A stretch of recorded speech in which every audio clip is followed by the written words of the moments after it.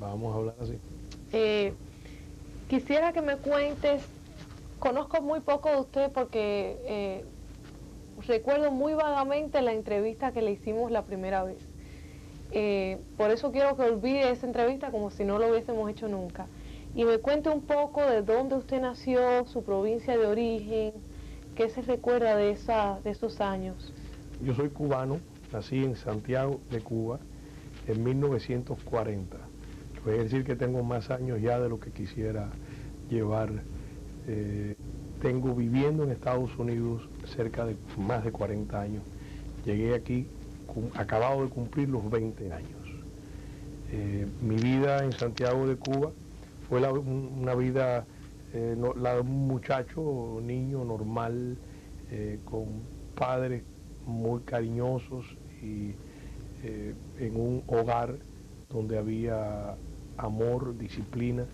Estudié en el colegio Dolores de los padres jesuitas, estuve 10 años con ellos. De ahí, a la muerte de mi padre, nos mudamos a La Habana y 3 años después ya salí a este exilio.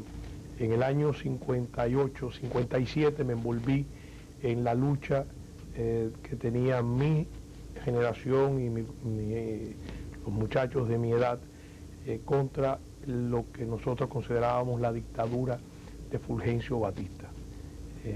Y debido a esa lucha pues estuve preso y salí al exilio. En época de Batista, en el año 58, estuve en Miami exilado. Regresé a Cuba a la caída de Batista, pensando que habíamos triunfado y que habíamos logrado una gran victoria para Cuba, para el pueblo cubano, etc. Y todos aquellos sueños pues se convirtieron en la pesadilla de Fidel Castro. Wow, entonces regresó a Cuba en el 59 y ¿cuándo volvió entonces a Miami? Regresé en agosto del 60 ya para unirme a la brigada que participó en la invasión de Bahía de Cochino. Cuéntame un poquito más de ese Santiago que usted recuerda de los años 40 y 50. Bueno, yo nací en el 40, o sea, tengo muy pocos recuerdos del Santiago de esa época. Ya las imágenes de Santiago vienen ya más cerca de los años 50 y era una ciudad con características muy especiales en términos de la sociedad santiaguera, o sea, el mundo santiaguero tenía un culto a, por ejemplo, el maestro. Los maestros eran importantes y eran respetados. Los profesores, el santiaguero era, y por lo menos el que yo recuerdo, y recuerdo también con el cual comparto aquí en Miami, es un individuo que tiene inquietudes intelectuales, le gusta leer, le gusta la conversación, es un magnífico conversador.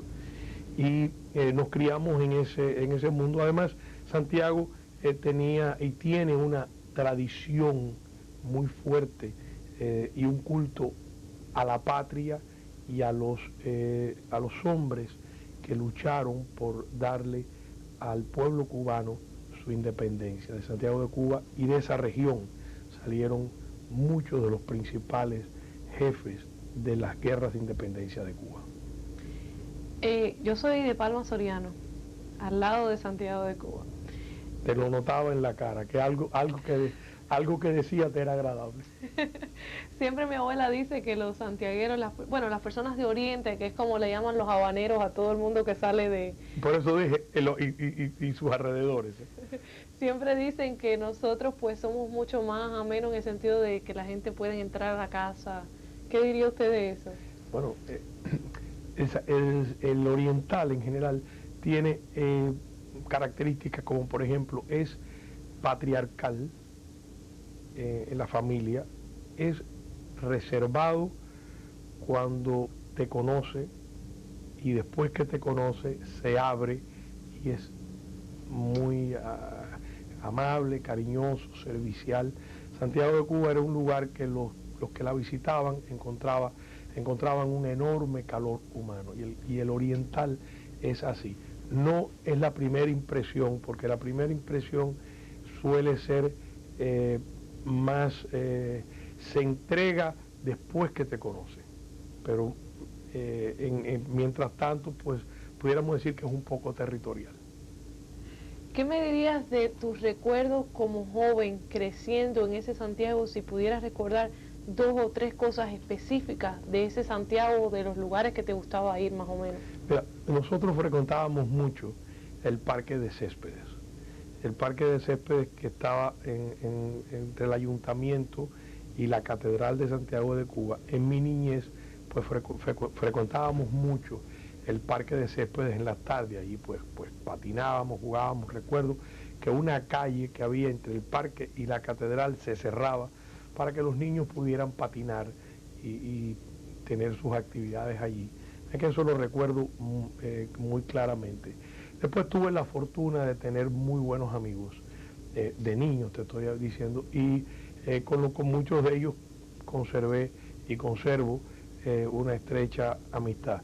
Era un grupo en que ya desde niño había como un código no escrito de conducta que exigía en el muchacho honestidad, ser honrado, honesto en tus maneras de proceder, leal. La traición, la deslealtad no era bien vista en el mundo en que yo, a medida que fuimos creciendo, había una cultura dentro del grupo y mucho respeto a la familia y respeto a las personas mayores. Admiración por las personas que cultivaban el intelecto. Santiago de Cuba y Oriente era un lugar, por ejemplo, donde se le daba importancia al discurso inteligente, a la poesía, a la música. Los que podían tener los atributos de tocar guitarra, tocar el piano, cantar, pues siempre tenía en enorme popularidad entre la juventud y en general en todo el...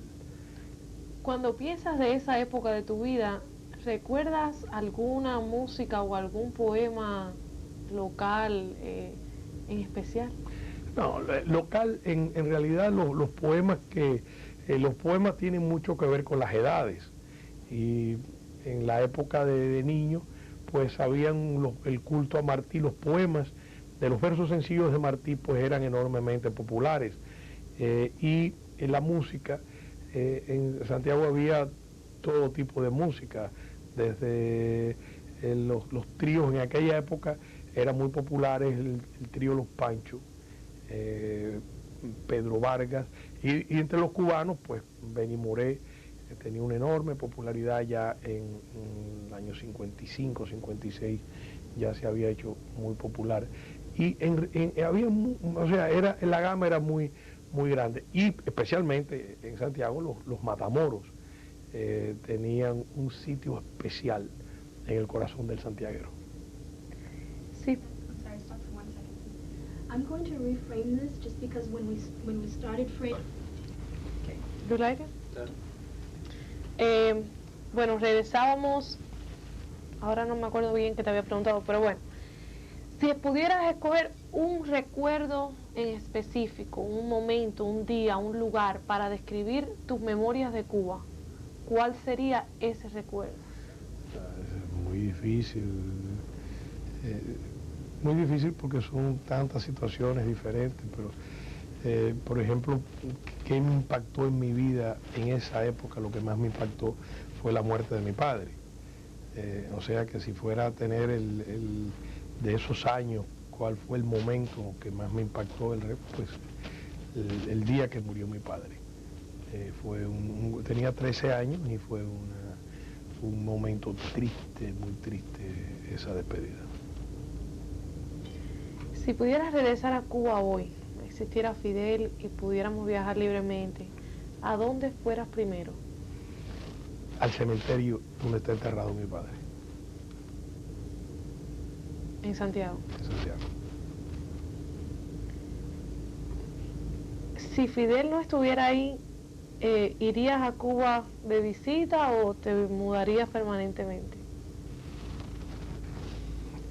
Esa es una pregunta, o sea, mi sueño y mi vida y gran parte de mi actividad la he dedicado a tratar de hacer una contribución de alguna manera para que los cubanos puedan disfrutar de libertad, del derecho a hablar sin temor a represalias, de decir lo que quieran, incluso criticar a un gobierno sin temor a que exista una represalia sobre ellos. Ya en estos momentos también te puedo decir que estoy dispuesto a servir a ese pueblo de la manera en que modestamente pueda hacerlo. Vivir allí depende también de otro grupo de circunstancias y factores, pero sí sueño con vivir en Cuba. No sé lo que mis hijos van a hacer y en eso pensaba. ¿Qué van a hacer mis hijos, mis nietos? Ya la vida ha ido cambiando y eso también puede influenciar qué tiempo pase allí y si ellos no se van para Cuba, qué tiempo esté con mis hijos. Pero usted sí entonces regresaría a Cuba a vivir. Yo pienso que sí, tendrían que haber, pero yo regresaría a una Cuba, como decía, para mí es fundamental, por sobre todas las cosas, o sea, todas las filosofías políticas se pueden discutir, pero yo tengo un elemento en mi vida que es fundamental para yo aceptar una situación, y es lo que dije anteriormente, el que se pueda hablar sin temor a represalias, que pueda expresarse libremente, sin que al otro día o esa noche exista por parte de alguien una forma de reprimir lo que tú dijiste o de castigar ese periodo. Si eso se logra, yo pienso que quisiera entonces poder participar y vivir con mi pueblo. Vamos a hablar un poquito. Ya han pasado tanto tiempo aquí que ya ven esa idea, esa... Lo que pasa es que yo tengo un commitment diferente. ¿Por qué? Ya están grabando, ya está grabando. Ah, pero yo pensaba que estábamos... bueno, hablando un poquito de cuándo dejaste a Cuba y las situaciones en que dejaste a Cuba. Quiero que me cuentes, porque tu historia es bien diferente a muchas que yo he escuchado. Tú viniste para acá, regresaste con Fidel y después volviste. Sí, y después entonces me fui, o sea, yo en el año 60, principios del 60, empecé a sentir que en Cuba ya no se podía hablar libremente, que había una doctrina, una fórmula, una manera específica de hablar, y cualquiera que pensara diferente, pues era un enemigo de eso. En aquella época, si les digo a ustedes que yo entendía profundamente las filosofías políticas del mundo, estaría mintiéndole.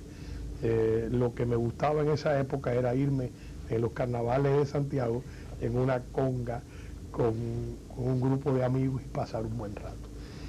Pero siempre tuve este sentimiento muy fuerte de la necesidad de poder expresar lo que sintiera en ese momento con respeto, pero expresarlo. Y ya empecé a sentir que en Cuba había una unanimidad, había que estar con la revolución, y Castro lo dijo muy claro desde el principio, o con la revolución o contra la revolución, no había términos medios. Y independientemente de lo que se pudiera encontrar de positivo o negativo, de las cosas buenas que pudieran tratar de hacer o de las malas, mi conflicto inicial fue un conflicto de pensamiento. Sentí que no podía hablar lo que yo quería decir, y ahí empecé el conflicto.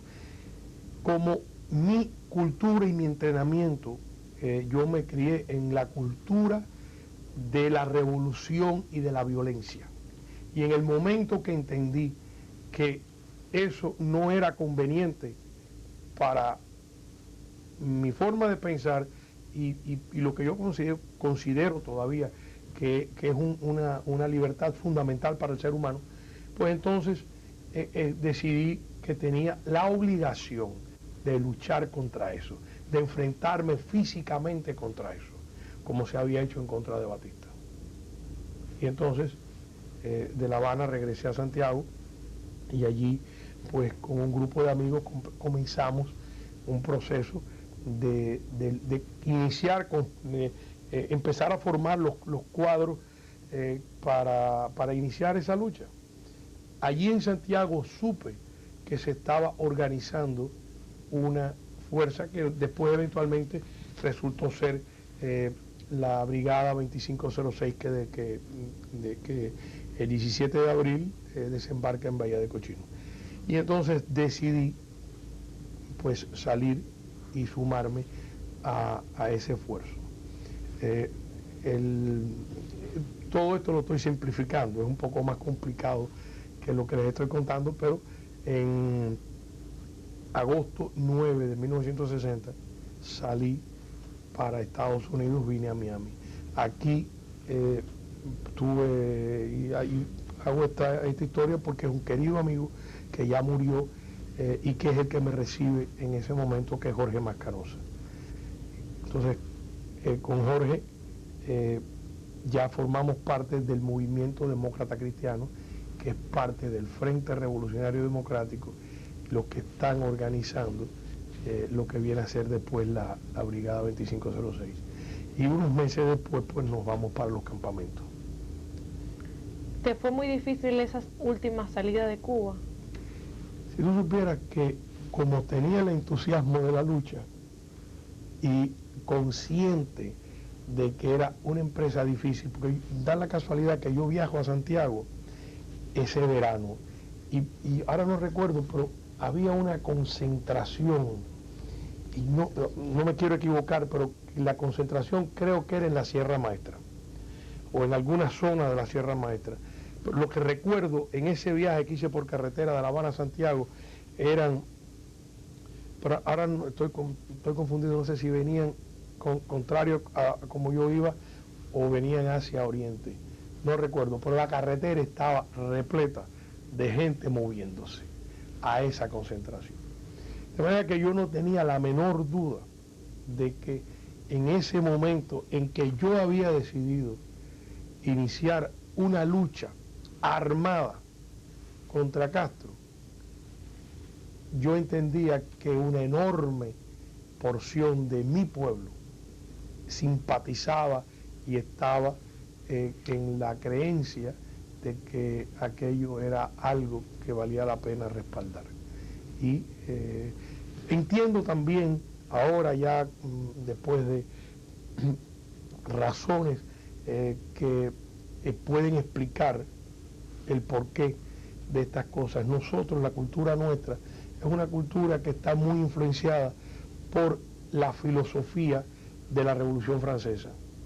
La Revolución Francesa proyectó el concepto de el bien común, y a nombre del bien común tú podías hacer casi cualquier cosa.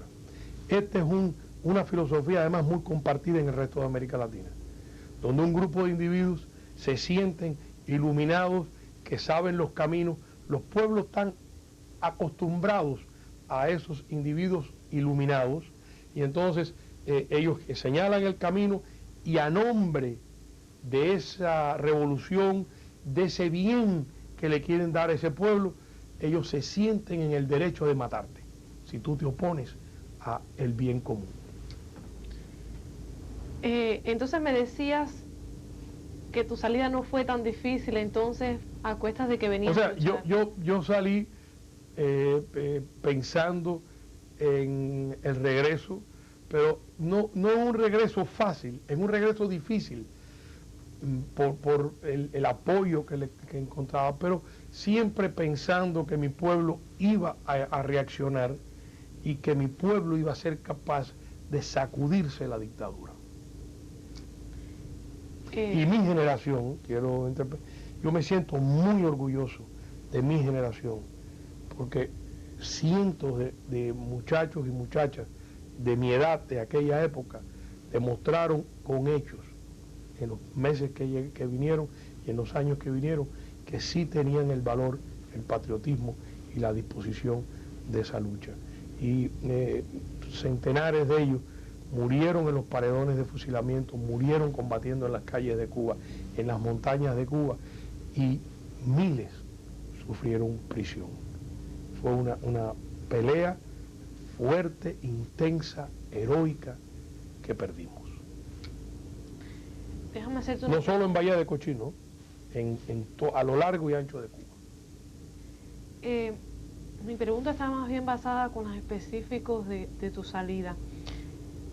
¿El gobierno de Cuba sabía ya que tú estabas en contra de eso? No, pues no nos hubieran dejado salir. Fíjate, nosotros tuvimos y eso se le debo a ella, yo y mis hermanos.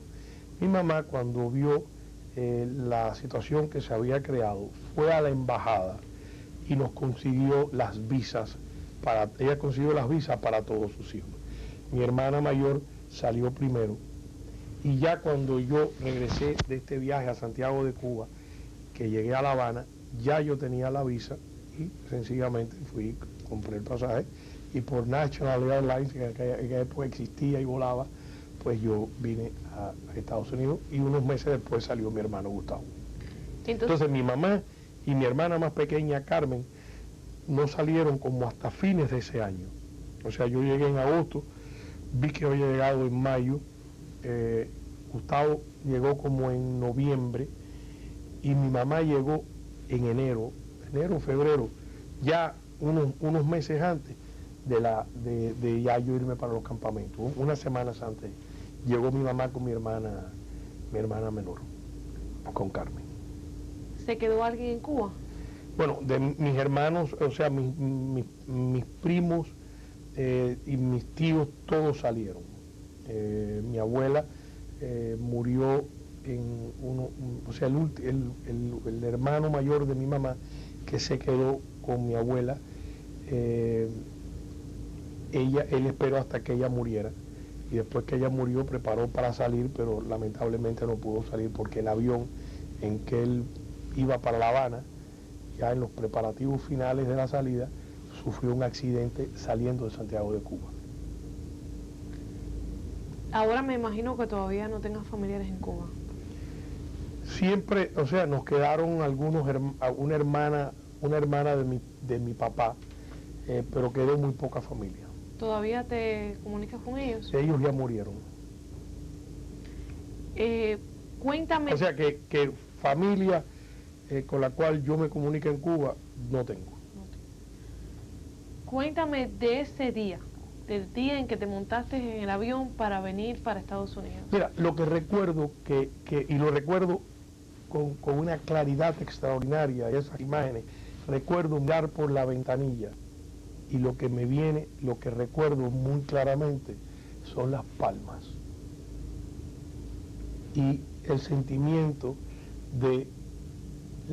siempre te asalta la duda, porque yo venía cargado de entusiasmo y de bríos de pelea, pero había una pregunta, y las volveré a ver. Y me dio cierta nostalgia cuando me despedí de aquellas palmas.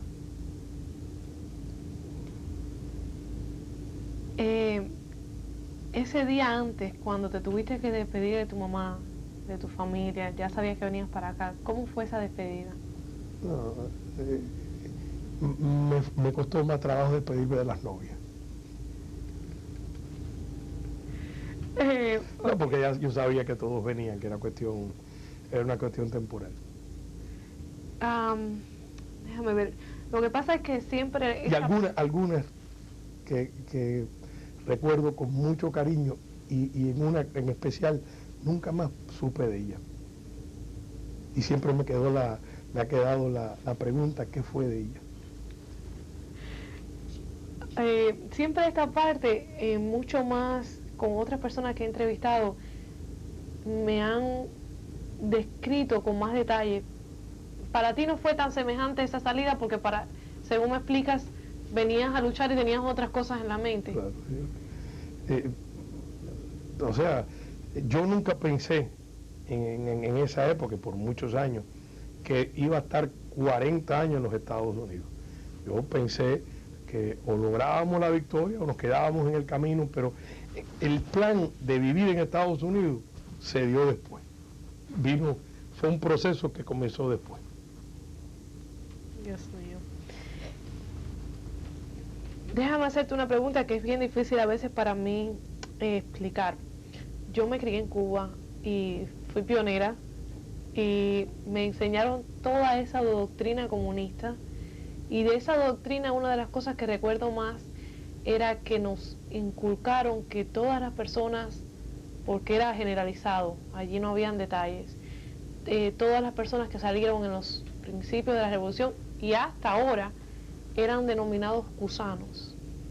Eran gente mala, eran gente que habían cometido crímenes y asesinatos. ¿Algún día tú tuviste que vivir, estando en Cuba hasta los 60, esa doctrina? No. O sea, todo esto es una cosa posterior. Nosotros, la cultura nuestra, incluso el colegio de que yo te hablo fue el colegio donde estudió Fidel Castro cuando estuvo en Santiago de Cuba, en Dolores, y después fue Belén, en La Habana. Nosotros nos criamos en una sociedad con todo lo bueno y lo malo que tiene cualquier sociedad y muy característica de su época. Cuba estaba altamente influenciada por la cultura americana, el cine, la música.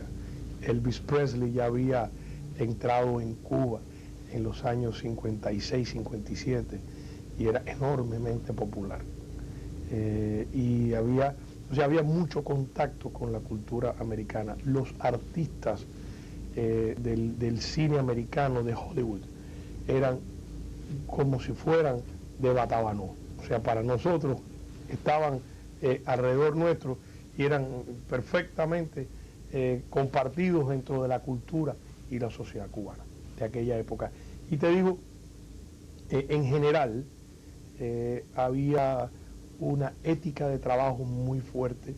El cubano se sentía orgulloso de lo que hacía, y aunque estábamos conscientes de muchas, y por eso también al principio soñamos que la revolución podía ayudar a mejorar algunos de los males que había en Cuba, sobre todo para mí, la corrupción en la administración y otras cuestiones que había necesidad de acelerar en el proceso de hacer de Cuba un país mejor y mejorar la calidad de vida del cubano.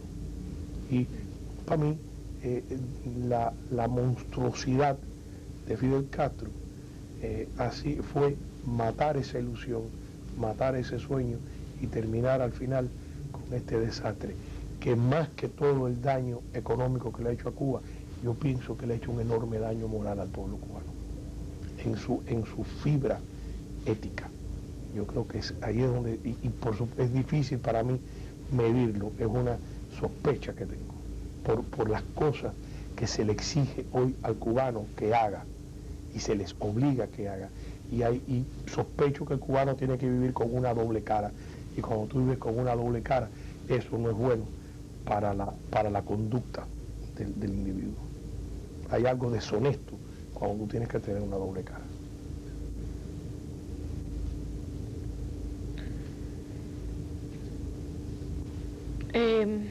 Déjame hacerte una pregunta de esto de los gusanos. Me imagino que después de haber llegado a este país,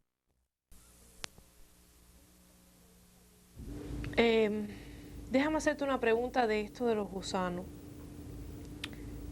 Me imagino que después de haber llegado a este país y después de haber vivido en esta sociedad, que todos eran para los cubanos de Cuba denominados gusanos, viste las cosas en otra luz.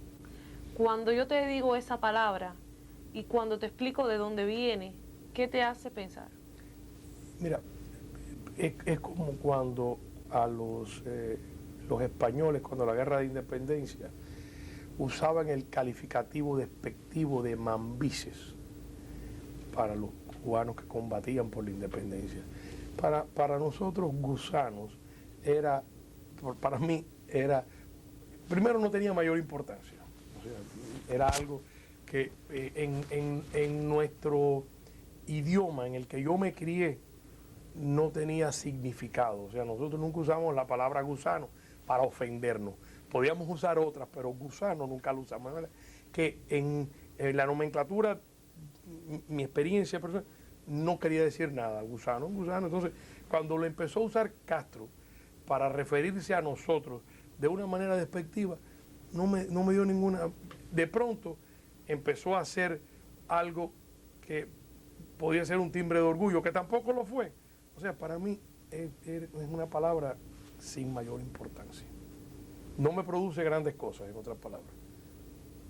¿Por qué crees que él utilizó esta...? Mira, es una manera, y es cuando tú usas un calificativo, un adjetivo calificativo, para tratar de crear un concepto de algo, y tú dices gusano, o asesinos, o la mafia de Miami. O sea, tú en ese momento estás conceptualizando y simplificando una etiqueta. Tú estás poniendo una etiqueta y estás asumiendo que te van a comprar esa etiqueta que tiene, para los que están entrenándose en ese momento, un sentido. Está cargado de elementos de juicio. Para los que no lo vivimos, o sea, nosotros entendemos rápido lo que nos quieren decir, pero tal vez la carga que para ustedes, los que se criaron con un concepto elaborado, que ustedes les elaboraron, pues tenga un significado. Para mí no tiene, yo sé que me quieren ofender, pero no tiene otro significado profundo. Me quiso ofender, no me ofendió, porque puede decir lo que puede usar cualquier término, que me tiene ese cuidado, porque lo que él pueda decir de nosotros, para mí no tiene ningún peso, ninguno. Yo creo que Castro es el individuo que más daño le ha hecho al pueblo cubano a lo largo y ancho de su historia. No hay nada comparable al daño, sobre todo, como dije hace un momento, el daño en la fibra de la conducta, de la manera criminal en que se crió a por lo menos una generación y media de cubanos. Eso es lo más fuerte de todo, tener que aceptarlo después que uno llega aquí. Pero, fíjate, o sea, para mí, tu generación es una víctima. O sea, ustedes no tienen ninguna culpa de lo que ha pasado. Nada en lo absoluto. Las culpas las tenemos, las compartimos, somos sus padres. O sea, yo y tu padre y los padres de lo que... Porque nosotros fuimos protagonistas de ese drama, ustedes son las víctimas de ese drama. Para mí, todos los muchachos que tienen, quizás, yo te diría que de 40 para abajo, no puede haber habido algún muchacho precoz y horriblemente malo, pero usualmente, o sea, colectivamente, yo no creo que ustedes nacieron bajo el sistema y no tenían otra opción que recibir, y por mucho que uno quiera, lo asombroso es la habilidad que han tenido para adaptarse y entender la libertad. Lo que te demuestra cuánto mejor es la libertad que estos sistemas. Además son sistemas que no tienen ya cabida en el mundo que viene. Los iluminados no tienen cabida en el mundo que viene. Aquí todo el mundo piensa con su cabeza y todo el mundo tiene su criterio, y aquel individuo que allá decía, yo tengo todas las respuestas, eso ya... El ser humano del siglo XXI tiene que trabajar en consensos, tiene que sumar opiniones y buscar el consenso. Y quiero, entre paréntesis, no me lo ha preguntado, pero ya que estoy impulsado, la revolución más importante, y mirándolas a ustedes dos, la revolución más importante del siglo XX no es ni la marxista ni la fascista. La revolución más importante es la revolución de la mujer, porque está cambiando para bien o para mal, pero está fundamentalmente cambiando la forma en que el ser humano se mueve hacia el futuro. La estructura de la familia, de todo lo que nosotros vemos antes. La diferencia entre ustedes y sus madres es mucho más grande que lo que ha ocurrido entre todas las generaciones anteriores por 3 o 4 mil años. Tenían más cercanía las mujeres de hace 4.000 años con sus abuelas que ustedes con sus abuelas. Es verdad, eso se ve en la vida diaria, porque Y yo no es puedo... la revolución más trascendental que hay en el siglo XX, la revolución de la mujer. Vamos a regresar a una cosa que me dijiste que me llamó mucho la atención. Me hablaste de cómo nosotros éramos víctimas. En este caso yo, que soy la única que he venido de Cuba en estos últimos tiempos. ¿Tú crees que los cubanos han sido separados por esta misma doctrina revolucionaria y por esta misma forma de criarse, que ahora ya no somos una sola patria, aunque estemos aquí y allá, y somos dos diferentes tipos de cubanos? Mira, fundamentalmente, yo creo que la respuesta rápida es no. La respuesta rápida. Pero entonces hay que ver las experiencias. O sea, tu padre y yo, tu padre puede tener ahora 50 años. Nosotros nos criamos en la misma cultura y cogimos caminos diferentes.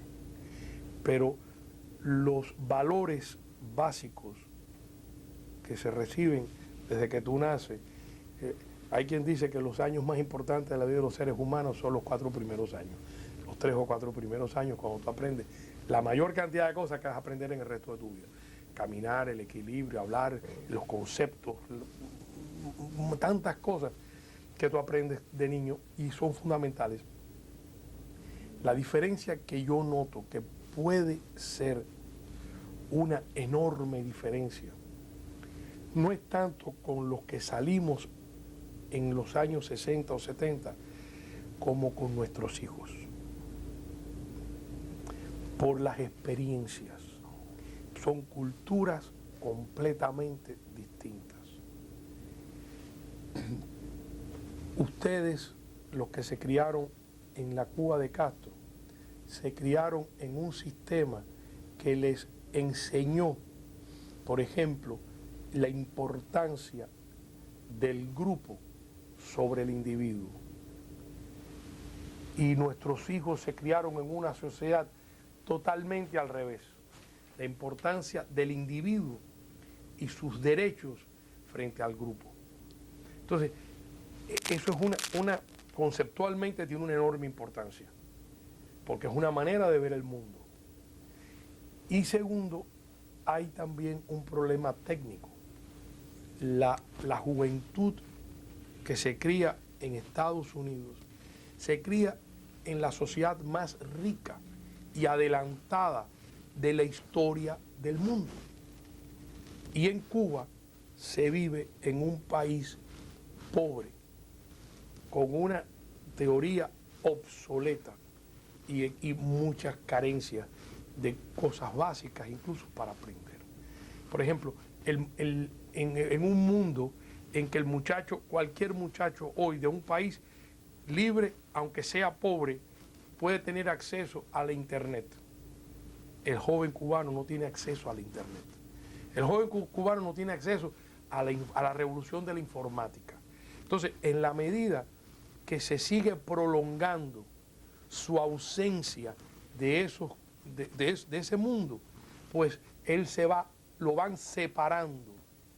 Y cuando llegue, que va a llegar inexorablemente, yo no tengo la menor duda de que todo esto está destinado a la apertura y al cambio, llega atrasado, llega en desventaja.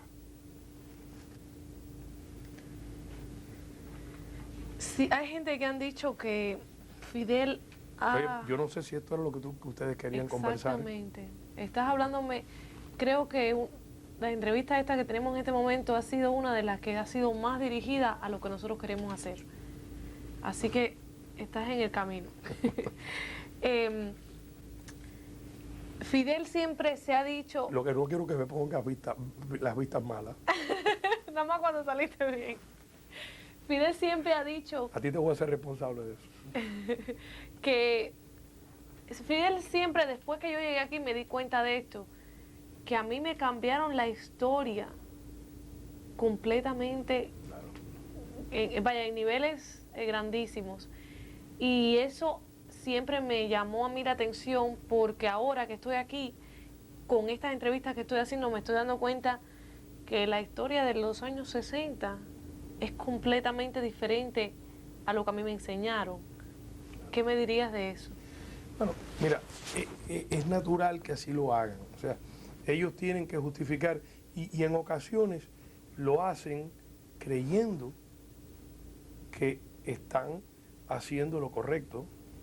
O sea, porque es una concepción de la vida y de la manera de resolver los problemas.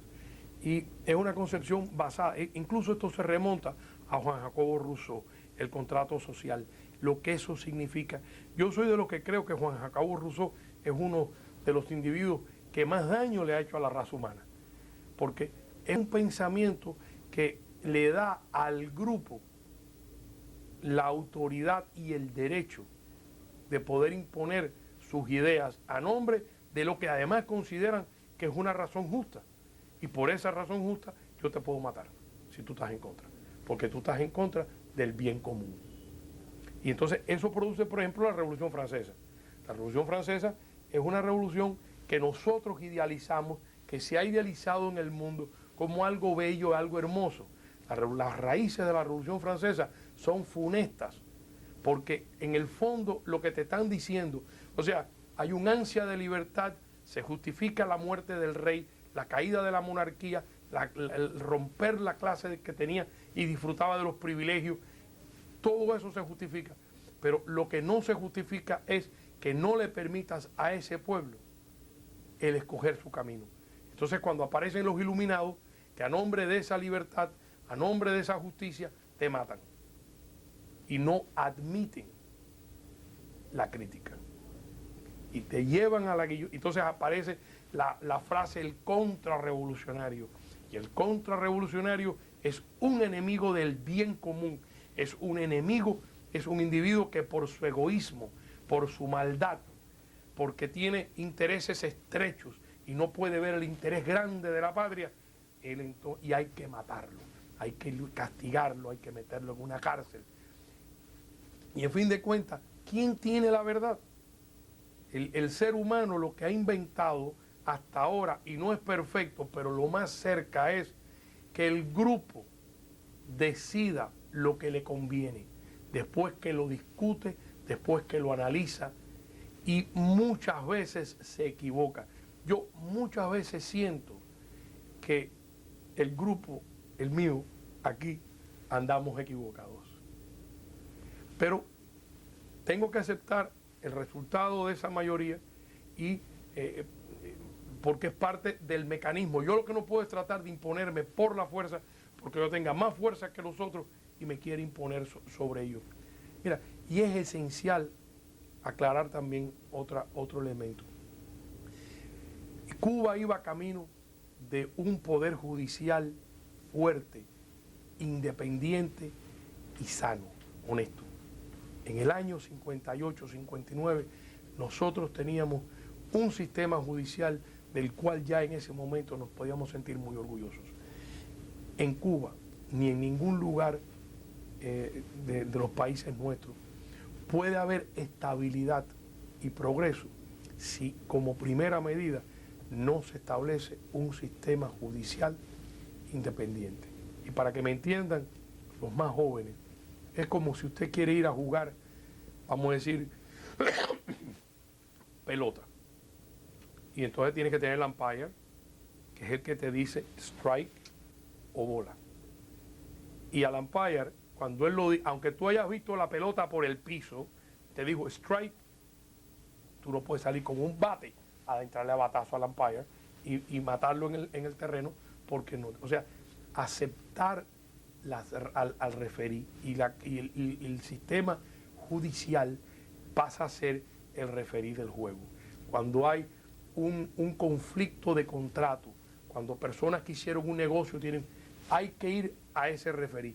Pero si el referí, tú te imaginas que es deshonesto, que se compra, que no va a ser justo porque se va a vender al que más le pague, pues tampoco el sistema funciona. Es que es fundamental, imprescindible, que los cubanos trabajemos rápido por darnos un sistema judicial que sea equilibrado, balanceado, honesto y sobre todo independiente. ¿Y usted cree que esto está llegando ya? No, yo no lo veo ni cerca. Esa es una labor que le va a corresponder a la generación más joven. Y la estabilidad de la Cuba futura va a depender mucho de la habilidad que tengamos todos, pero sobre todo ustedes, los más jóvenes, para crear un grupo de árbitros que puedan dirimir los conflictos sin tener que tirar una pistola en la cintura, agarrar un machete y partirnos la vida violentamente. O sea, tenemos necesidad y urgencia de crear un sistema judicial equilibrado e independiente. Tarea difícil. Bien difícil.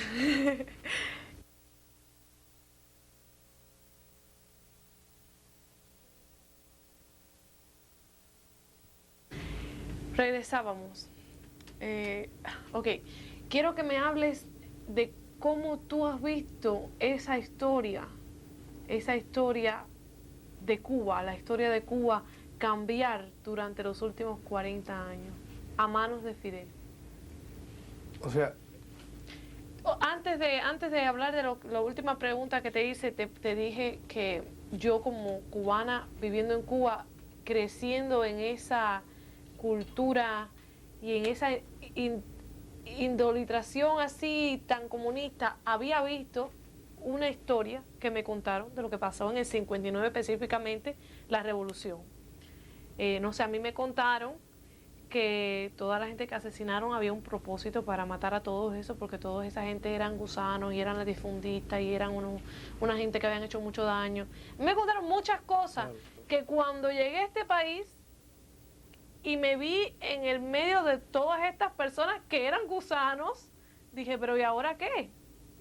Fue una confusión muy grande y de ahí es de donde saco que hasta cierto punto Fidel ha reescrito la historia como le ha dado la gana a él. ¿Qué piensas de esa posición en la vida de esos cubanos que se quedaron atrás? Mira, de nuevo, tú tocas algo que es importante entender y que no se ha profundizado, yo creo que no se ha profundizado con la importancia que tiene, porque yo no tengo duda de que en Cuba hay 11 millones de cubanos, de los cuales yo diría que el 70%, estamos hablando tal vez 8 millones, nacieron y se criaron con Castro.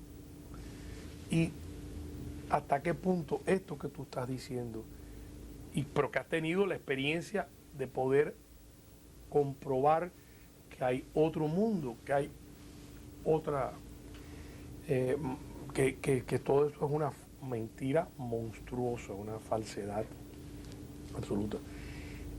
Castro tiene que justificar, él tiene que justificar por aquello del bien común.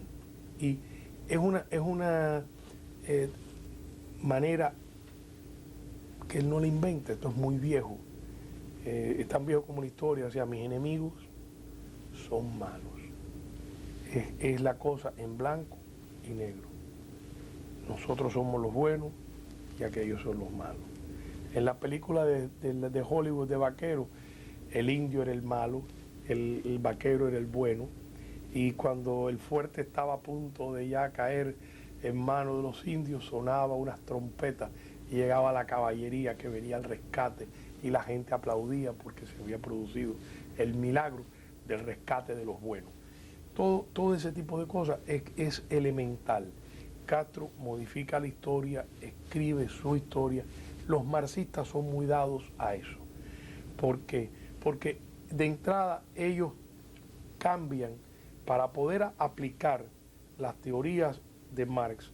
Tú tienes que partir de un grupo de premisas. Tú tienes que decir, existe, aquí tenemos la tesis.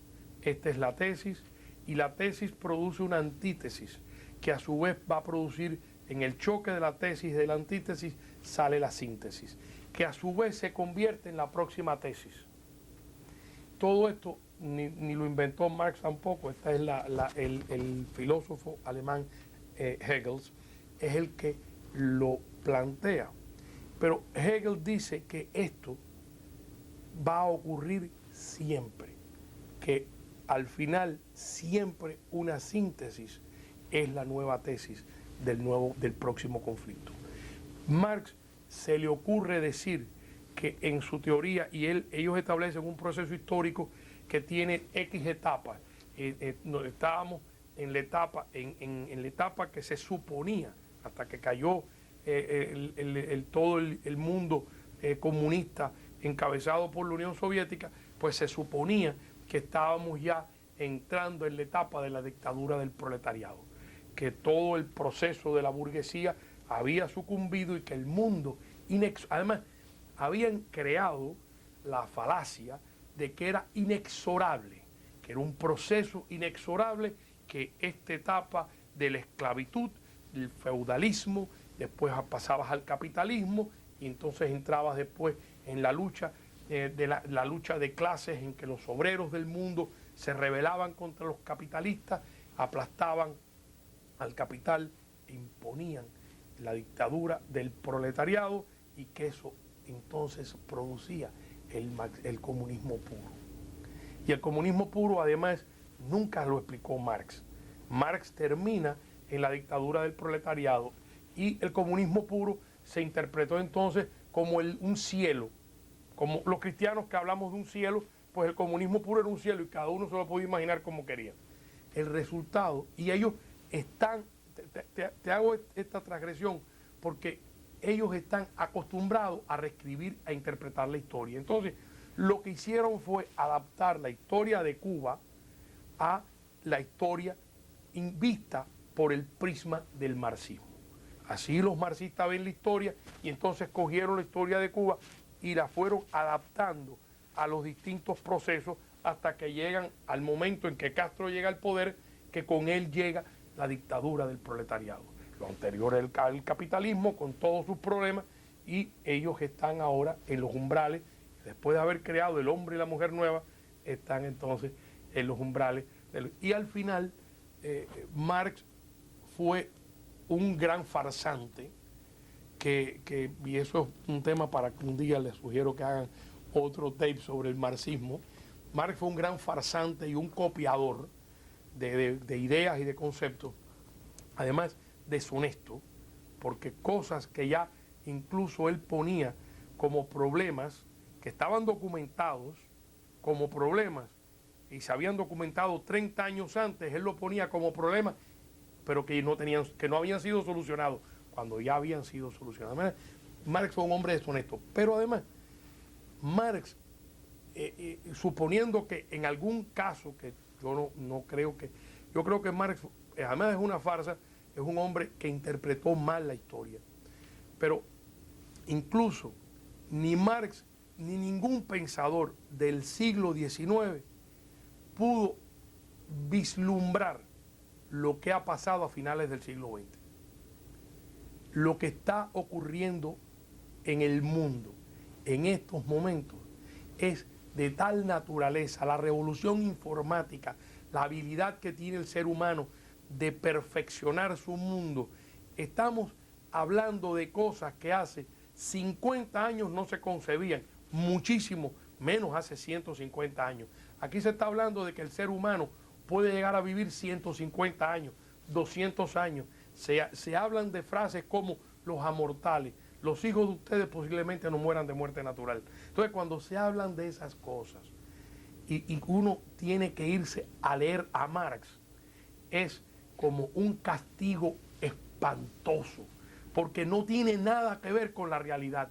el único dinosaurio que sigue abrazado a la momia de Marx y de Lenin es Fidel Castro, que es un cuadro dantesco de este viejo dictador dándole respiración artificial a la momia de Lenin y de Marx. Algo espantoso, pero por eso yo reescribo en la historia. Y lo que tú preguntabas, sí hay que hacer un esfuerzo enorme para que el joven cubano entienda esto. Sin embargo, yo en ese aspecto me siento mucho más optimista que, por ejemplo, en lo del Poder Judicial. Me siento optimista porque es algo enormemente atractivo para un joven traerlo a un mundo tan fascinante como el mundo de la informática. Y poco a poco estoy seguro que van a irse despojando de esas mentiras y entrando en un mundo tan atractivo como este. Lo único que quisiera que el cubano entendiera y luchara y estuviera dispuesto siempre al mayor sacrificio por defender su libertad personal, por defender como individuo sus derechos de ciudadano. Creo que lo más difícil de eso va a ser que como nosotros nunca nos enseñaron esos derechos, a mí nunca me enseñaron de que yo tenía el poder de cambiar cosas, porque no era yo, era el grupo. Claro. Y eso creo que va a ser lo más difícil de llegar. Una de las cosas que a mí me enseñaron, que no la viví y por eso te pregunto a ti, es que a mí Fidel hace ver que todo lo que pasó antes de él es malo. Cuando Batista estaba acabando el mundo, cuando Batista, una cosa que yo recuerdo de niña, que siempre me enseñaban, para mí se me quedó siempre en la mente que los profesores nos decían, no, si cuando Batista, los muchachos jóvenes que estaban contra Batista aparecían muertos en la calle todos los días. Eran ideas que a los niños de 8 o 9 años les causan mucha fuerza y uno no quiere regresar a una sociedad como esa, porque yo nunca quisiera regresar a la muerte y la gente pasaba hambre y se estaban muriendo y había mucha gente pobre. Ahora, como una persona que vivió en ese tiempo, ¿era así? Mira.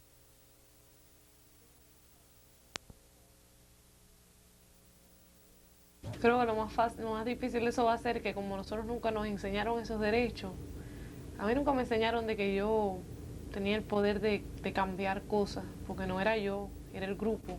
Claro. Y eso creo que va a ser lo más difícil de llegar. Una de las cosas que a mí me enseñaron, que no la viví y por eso te pregunto a ti, es que a mí Fidel hace ver que todo lo que pasó antes de él es malo.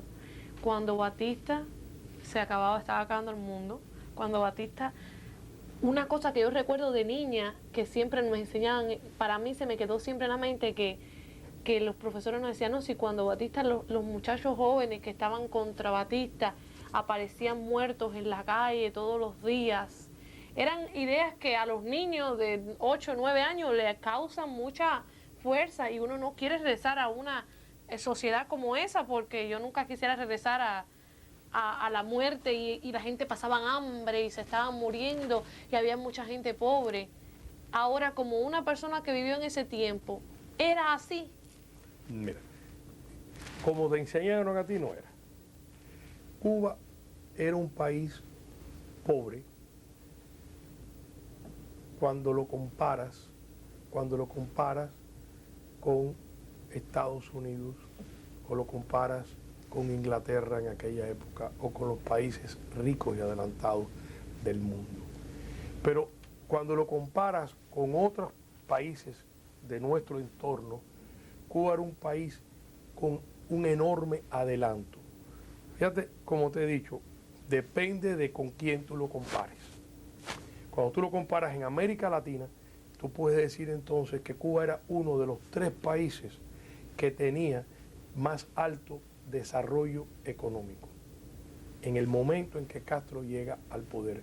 Los economistas consideran que Cuba estaba en lo que se llama el despegue hacia la industrialización. La industrialización de un país pequeño, no estoy hablando en términos de industria pesada, etcétera, pero en un proceso tremendamente acelerado de ganar riquezas. Los mercados de Cuba, el turismo estaba tomando un auge extraordinario. los mercados del azúcar, Cuba se estaba empezando a mover a derivados del azúcar y estaba encontrando mercados para los derivados del azúcar.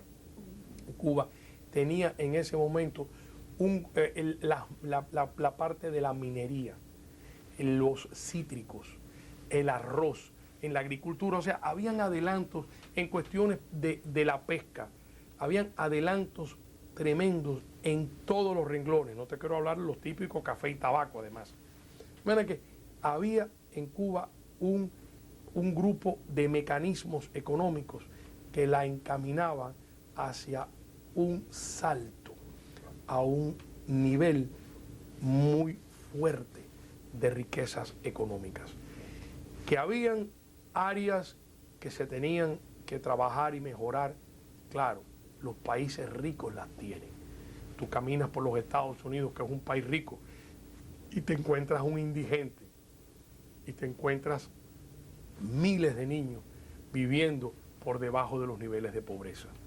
Existen injusticias y las habían, y además son situaciones que unos gobiernos la enfrentan mejor que otros.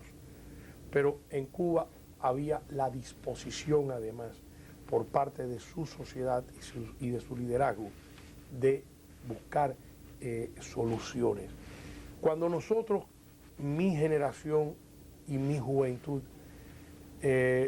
nos lanzamos por el camino de la revolución, nosotros nos lanzamos por ese camino tratando de acelerar el proceso del cambio, de combatir la corrupción y combatir los antros que estaban dañando ese progreso.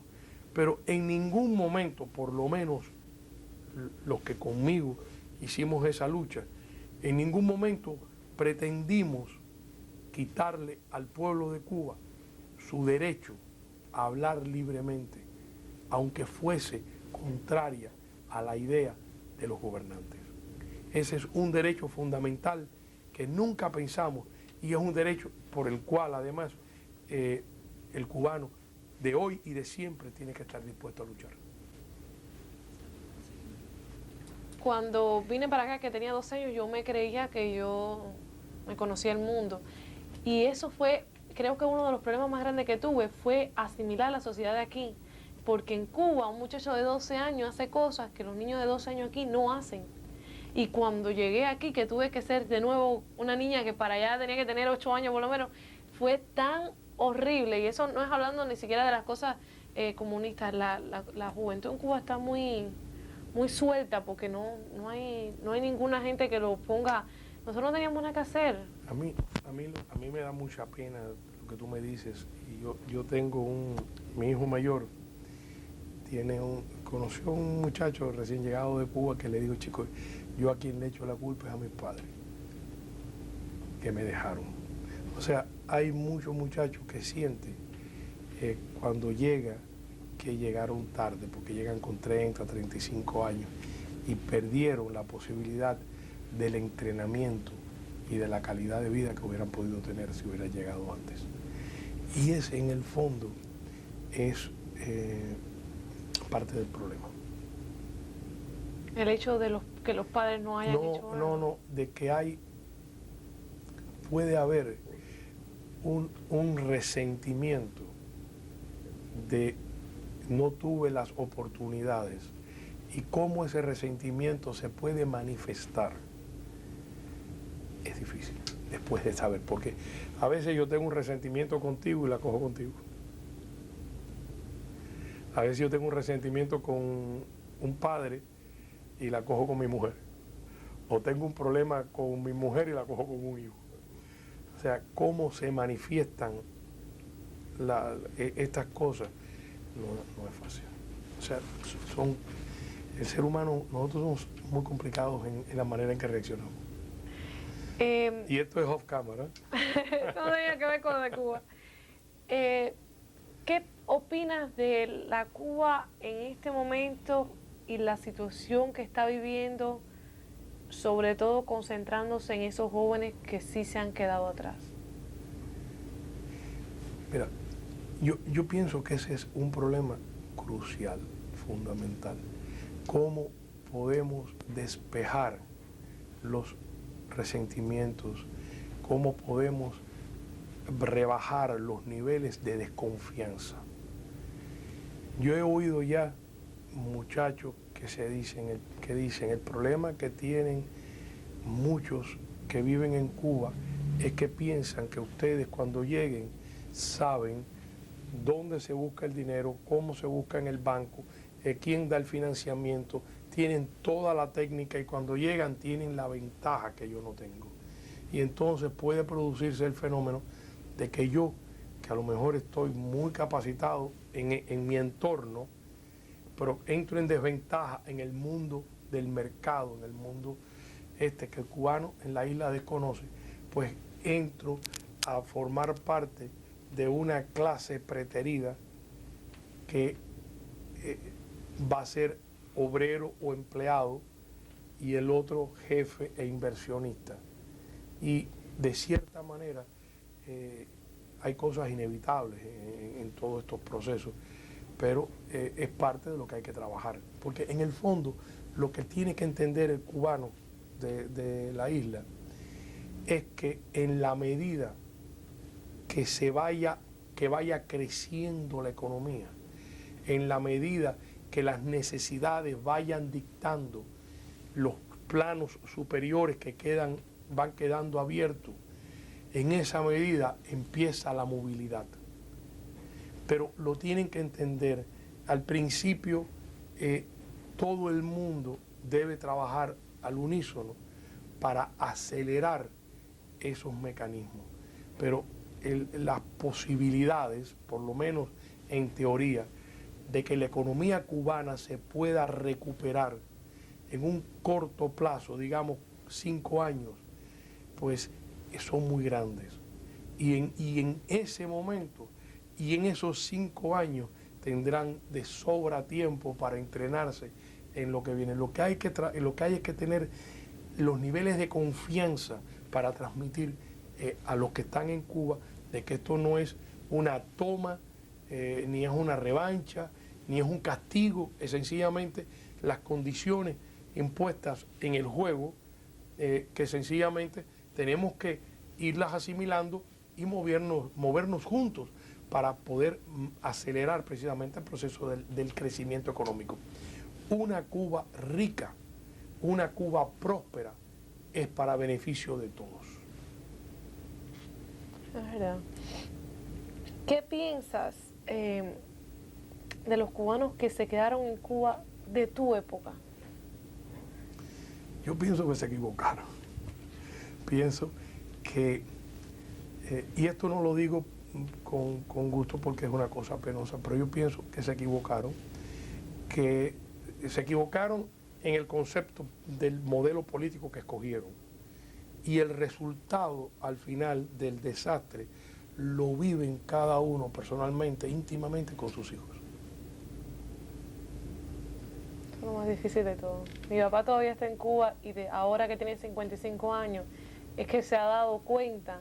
Pero tiene que ser muy triste y al mismo tiempo, en el fondo, puede haber hijos, tú pues estás aquí y puedes tener las oportunidades como esta misma, de cómo te estás entrenando hacia el futuro.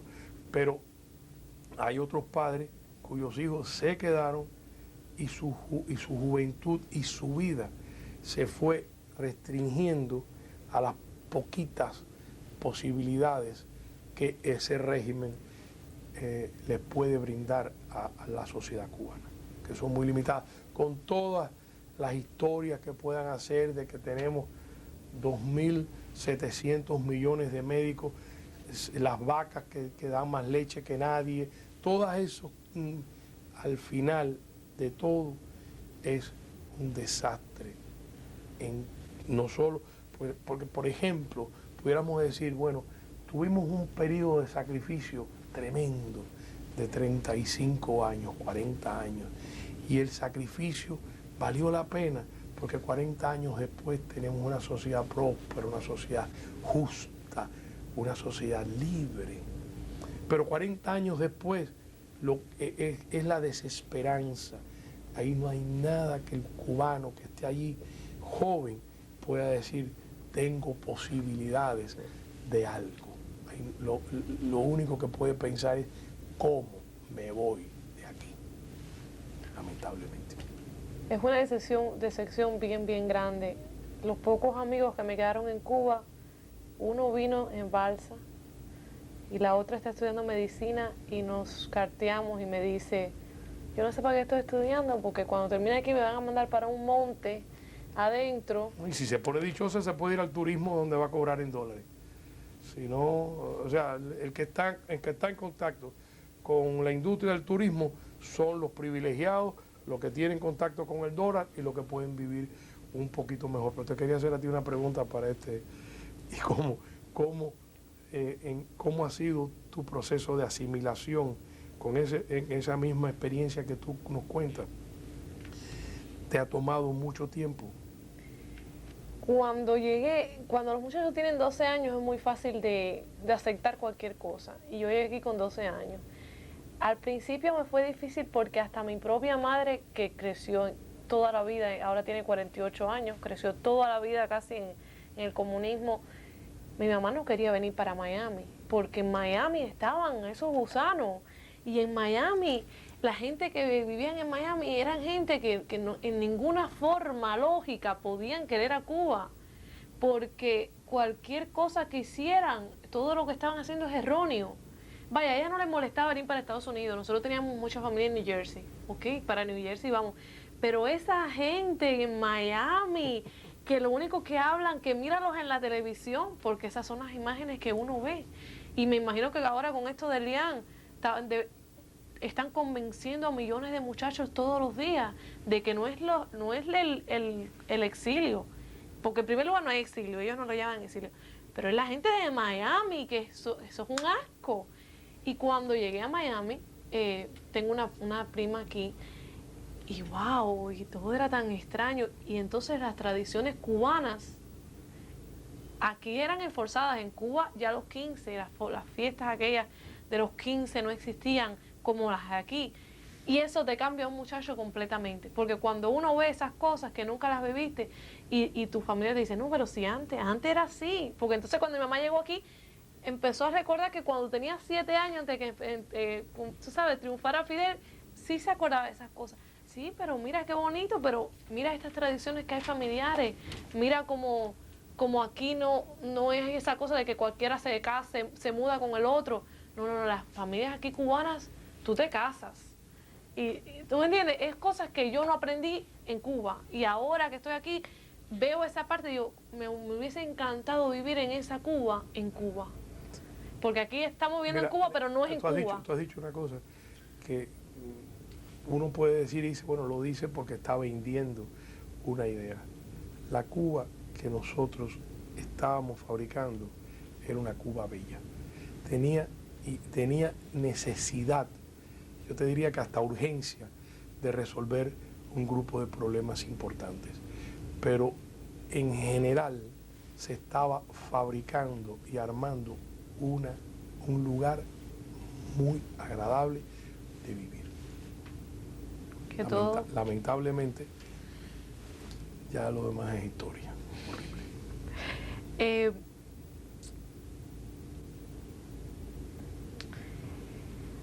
Yo he visto, y lo siento así, quisiera ver tu opinión de que sí, en realidad sí somos dos cubanos, los de aquí y los de allá. Mira, yo a veces pienso que somos muchos cubanos diferentes. A veces yo pienso que en Miami podemos haber el número que tú quieras de cubanos diferentes. O sea, el cubano es un individuo. Mira, por ejemplo, yo soy de Oriente y yo a veces puedo notar diferencias, y lo mismo que digo yo, otros amigos míos orientales, con los habaneros. Y no quiero entrar a discutir si es mejor o peor. Diferencias. Y diferencias en la manera incluso de resolver los problemas. En lo que llaman solving problems. De manera que son fueron culturas dentro de la misma isla que por razones históricas y geográficas, Oriente vivió muy separada de la zona del occidente de la isla por 300 años. El viaje de Oriente a La Habana por tierra podía demorar medio mes y era además peligroso. Se viajaba mucho en goleta, o sea, en los botes de vela que iban alrededor de la costa. A veces puedo decirte que Oriente tenía más cercanía con Santo Domingo y Jamaica que con el occidente de Cuba. De manera que, por muchas razones, yo no te diría solo que puede haber cubanos diferentes, los de Cuba y los de Miami. No tengo duda que el cubano de Cuba ha tenido una experiencia diferente a los que vivimos aquí. Nosotros, los de mi generación, yo llegué aquí con 20 años, me estudié en las universidades americanas y por mucho que uno mantiene su fibra y su cultura y su raíz, estás altamente influenciado por el medio universitario, cultural que te rodea. Mira que todas esas cosas, y con el tiempo descubrí que aquella semilla que tenía de muchacho, de la libertad del individuo por sobre el grupo, aquí, más que un concepto de un individuo, es compartido por la mayoría del norteamericano, su derecho como individuo por encima del grupo. Hablando de esas diferencias, tú como oriental, ¿cómo ves y cómo vistes La Habana en el tiempo que vivías en Cuba? Yo cuando llegué a La Habana vi diferencias. Por ejemplo, el habanero es un individuo muy... y acuérdate que hay en todo esto, pues, depende del grupo donde tú te estés moviendo.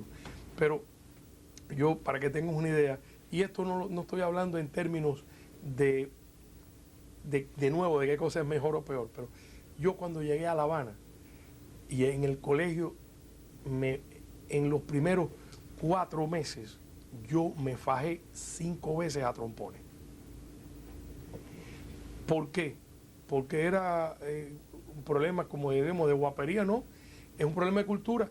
Cosas que entre los compañeros míos de esa edad, 13, 14, 15 años, era parte de lo aceptado, un juego, pues, en la cultura que nos decían los guajiros de Oriente, no era aceptado.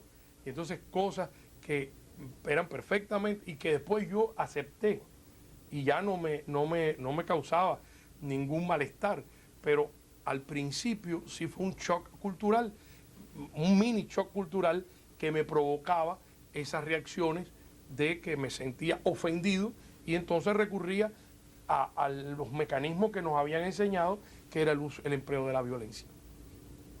Está interesante eso. Si pudieras hablarle a Fidel y a su revolución, ¿qué le dirías? No me hagas decirte lo que yo le diría. Pero, no, mira, yo tengo una opinión tan mala de Fidel Castro que no creo que yo tuviera deseos de decirle nada. A mí me gustaría recurrir a esos mecanismos que tuve en la juventud y poderme pasar 100 días, 100 años dándome trompones con Fidel Castro. Trompones sin parar. Fíjate que no te digo de mal, dándonos trompones y descansar un ratico y seguirnos dando trompones. Mi gran deseo sería, yo no tengo nada que decirle en términos, porque además no vale la pena decirle nada. Lo que siento es un profundo desprecio por el daño que le ha hecho a mi pueblo. Hay algo que se nos ha olvidado comentar. Y esto ya a mi edad luce eso de hablar de la violencia, pero es que siento, lo que siento es fuerte, es muy fuerte. Y de nuevo, no hay nada que le quisiera decir. Te puedo decirle traidor, asesino, criminal. Nada de eso vale la pena. Pudiera, sin cargo de conciencia, y lo digo, darle un tiro en la cabeza. Eso es parte de la cultura en la que yo me crié. Y dejarlo muerto, porque es lo menos que se merece. Pero me daría más gusto es entrarle a golpe y darle muchos trompones, sobre todo en romperle, sacarle los dientes, desbaratarlo a trompones, o que él me desbarate a mí. Claro, una bronca tía, a lo mejor él es grande y a lo mejor puede más que yo, pero ese sería mi gran gusto. A falta de palabras. No, ninguna, yo no tengo nada que hablar con Fidel, absolutamente nada. ¿Tienes algo que no hablamos que te interesaría? Por eso además te digo, por ejemplo, yo, aunque pudiera viajar a Cuba, y yo cada uno que haga lo que quiera y cada uno es dueño de hacer. Yo, mientras Fidel Castro esté en el poder, no pienso viajar a Cuba. Ese es el castigo que yo me impongo por no haberlo podido sacar de ahí.